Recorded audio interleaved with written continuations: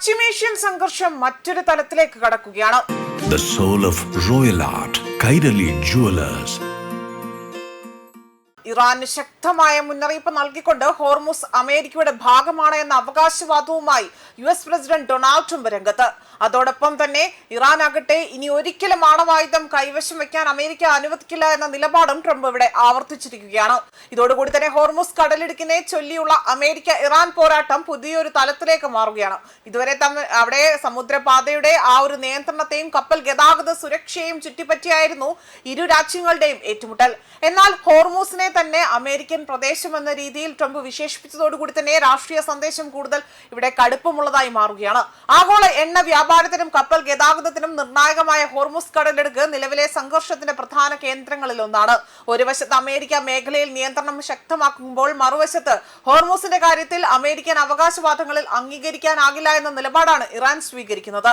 ഇതിനിടെ തന്നെ ഇറാന്റെ ആണവ പദ്ധതിയും വീണ്ടും അമേരിക്ക ഇറാൻ തർക്കത്തിന്റെ കേന്ദ്ര ബിന്ദുവായി തന്നെ മാറുകയും ചെയ്യുന്നു.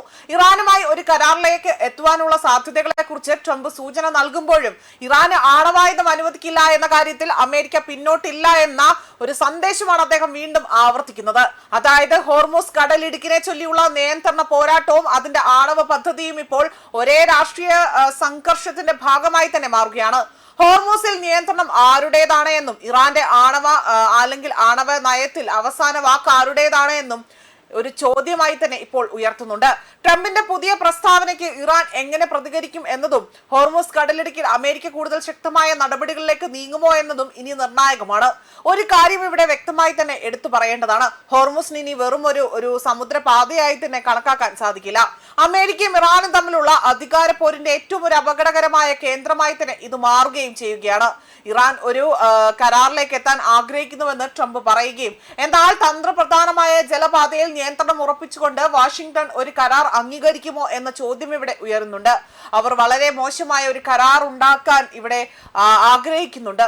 ഞങ്ങൾ ഒരു കരാർ വേണോ എന്ന് പോലും ഇവിടെ ചിന്തിക്കുന്നില്ല എന്നും, കാരണം ഹോർമുസ് കടലിടുക്ക് ഇപ്പോൾ ഒരു അമേരിക്കൻ പ്രദേശമായിട്ടാണ് ഞാൻ കാണുന്നത്. അത് ഒരു അമേരിക്കൻ പ്രദേശമാണ്. ട്രംപ് ഇത്തരത്തിൽ പറഞ്ഞതായിട്ടുള്ള റിപ്പോർട്ടുകളാണ് പുറത്തു വന്നിരിക്കുന്നത്. അതേപോലെ തന്നെ നേരത്തെ മാർട്ടിൻ ബീച്ചിലേക്ക് പുറപ്പെട്ടതിന് മുൻപേ തന്നെ ജോയിന്റ് ബേസ് ആൻഡ്രൂസിൽ മാധ്യമ പ്രവർത്തകരോട് സംസാരിക്കുമ്പോഴായിരുന്നു ഇത്തരത്തിൽ ഹോർമുസ് കടലിടുക്കിന്മേൽ അമേരിക്കയ്ക്ക് പൂർണ്ണ നിയന്ത്രണം ഉണ്ട് എന്നും തന്ത്രപ്രധാനമായ ജലപാത ഒരു US പ്രദേശമായി തന്നെ പ്രഖ്യാപിക്കാനുള്ള ആശയത്തെ പിന്തുണയ്ക്കുന്നുവെന്നും ഇവിടെ ട്രംപ് അവകാശപ്പെട്ടിരിക്കുന്നത്. ഇറാനെതിരായ ഉപരോധങ്ങൾക്കിടയിൽ പോലും ഹോർമുസ് കടലിടുക്കുമായി ബന്ധപ്പെട്ട പ്രദേശത്തിന്റെ നിയന്ത്രണം വാഷിംഗ്ടണിനാണ് എന്ന ഒരു ഗുരുതരമായ ആരോപണം ഇപ്പോൾ വലിയ രീതിയിൽ ചർച്ചകൾക്ക് പോലും വഴിവെച്ചിരിക്കുകയാണ്. ന്യൂസ് ഡെസ്ക് കർമ്മ ന്യൂസ്.